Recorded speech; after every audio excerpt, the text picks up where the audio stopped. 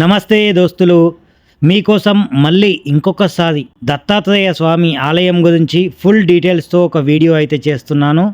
Video last వరకు చూడండి, miss అవ్వకండి.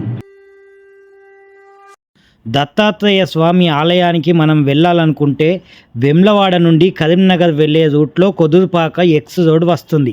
అక్కడి నుంచి మనం లెఫ్ట్ సైడ్ ఒక టర్నింగ్ అయితే తీసుకోవాలి. కిలోమీటర్ డిస్టెన్స్లోనైతే ఈ ఆలయం బోర్డు అయితే కనిపిస్తుంది. ఆ బోర్డు నుండి మనం కొంచెం లోపలికి వెళ్తే మనం బోటింగ్ ఉన్న ప్లేస్కి అయితే వెళ్ళొచ్చు. ఆ బోటింగ్ ఉన్న ప్లేస్ టైమింగ్స్ అయితే ఉదయం 8 గంటల నుండి మధ్యాహ్నం 1 గంట వరకు బోటింగ్ ఫెసిలిటీస్ అయితే ఉంటాయి. ప్రతిరోజు బోటింగ్ సౌకర్యం కల్పిస్తుంది టూరిజం శాఖ వాళ్ళు.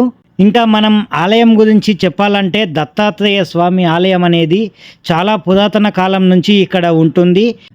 చూడడానికి ఇంటెన్షన్ అద్భుతంగా ఉండడానికి కేవలం 3 నెలలు మాత్రమే ఈ ఆలయం నీళ్ళల్లో ఉన్నట్టుగా అనిపిస్తుంది. ఎందుకంటే మిడ్మానేర్ డ్యాంలో ఈ ఆలయం ఉంటుంది. మిడ్మానేర్ డ్యాం నిండిన సమయంలో ఈ ఆలయం మనకు ఎంతో అద్భుతంగా అనిపిస్తుంది. ఎంత అద్భుతంగా అంటే ఆల్మోస్ట్ ఒక ద్వీపం లెక్క అన్నమాట. సో అలాంటి అద్భుత ఆలయానికి మీరు వెళ్ళాలి అనుకుంటే వెమ్లవాడ వచ్చినప్పుడు వెమ్లవాడ నుండి 12 కిలోమీటర్ల దూరంలో ఉన్న ఈ ఆలయానికి వెళ్ళడానికి కొదురుపాక లొకేషన్ మ్యాప్ అయితే ఆన్ చేసుకోండి. అక్కడి నుంచి లోపలికి ఈజీగా వెళ్ళొచ్చు. 150 రూపీస్ అయితే బోటింగ్ ఉంటుంది. నా వీడియో చూసి చాలామంది అక్కడికి వెళ్ళడం జరిగింది, నాకు కాల్స్ కూడా చేయడం జరిగింది. సో నాకు ఎంతో హ్యాపీగా ఉంది. అందుకోసమే మీకోసం ఇంకో వీడియో కూడా చేశాను. Thank you friends.